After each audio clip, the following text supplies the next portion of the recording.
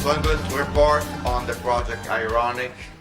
There are several partners in this project, from EPFL, from ETRZ, from EMP, from IRB in Bellinzona, and the collaboration of companies like Micheli, Menarini Diagnostics, and ACP, which is a smaller company in the Zurich area. I'm not to report on the entire work in order to give you a coherent view of a part of this activity. So I will start by saying that in reality, when you talk about implanted devices, if you let pacemaker aside, because that's a different issue, what is the state of the art today is that you have devices that you would carry on a belt that typically interface with your body through some micropipes that do some in-out tubing. Most of the applications are for diabetes. Unfortunately, because of bad nutrition in the world, diabetes is spreading, and so treating diabetes is a market. We think, on the other hand, that many other activities, many other diseases that actually could be monitored and should be monitored. So this device is one of the 5 FDA-approved devices that exist in the world, and that's the state of the art as 2011. This is what we want to have at the end of the project. We want to have a full implanted system that fits in a cylinder of about 2 millimeters in diameter and 2 centimeters in length, that can be put in the interstitial tissue using a syringe by a medical doctor or a medical technician. This device is having a lifetime that, of course, according to what we can achieve, can range between a few weeks to a few months of activity inside the body before being replaced, cleaned, or renewed. The system has to have fully integrated sensors, electronic, and transmission because it's inside the body. So what are the challenges?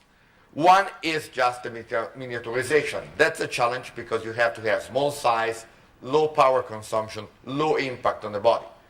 Another one is biocompatibility. We do not specifically work on this and on the membranes. We actually work with our partner, Menarini, on the biocompatibility issues.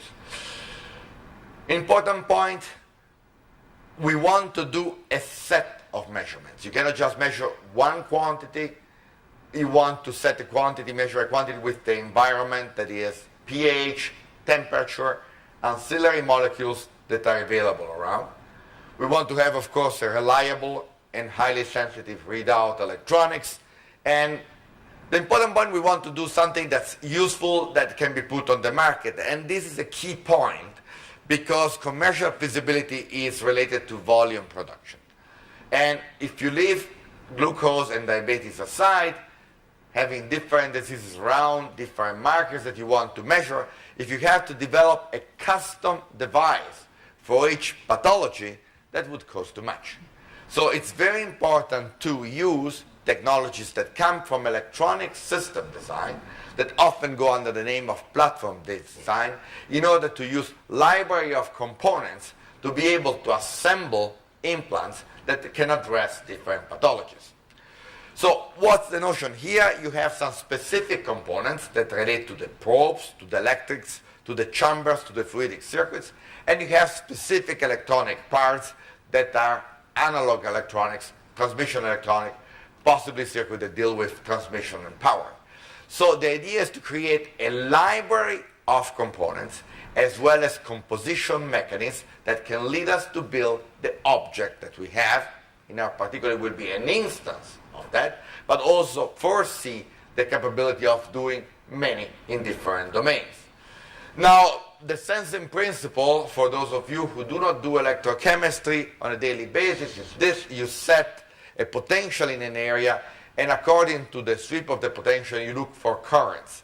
Now, the peaks that you detect, if you look at the voltage of the peak, these are the markers of the specific reaction that's happened, while the height of the peak, which is the current that is involved, it's related to the concentration of the molecule that you are measuring.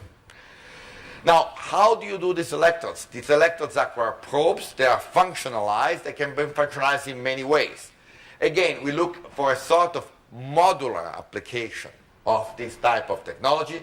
So we are looking at probes that uses either oxidases, like lactate oxidase, that react with a specific compound.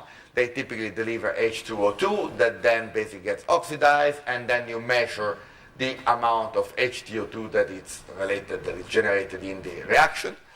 Or you would actually use enzymes, and we use enzymes from the P450 family.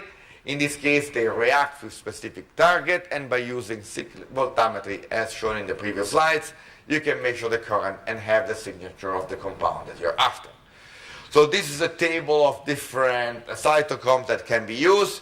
One important thing to notice that there are some cytochromes that can actually metabolize and detect more than one target. So according to how the electronic measurement is done, you can have a multiple measurement.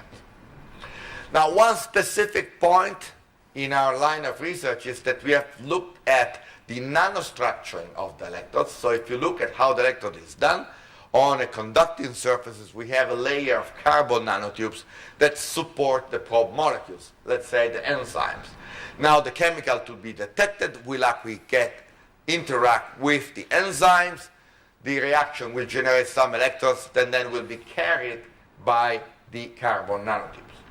Now, why we do that? Well, this is shown first by a few slides how that is constructed.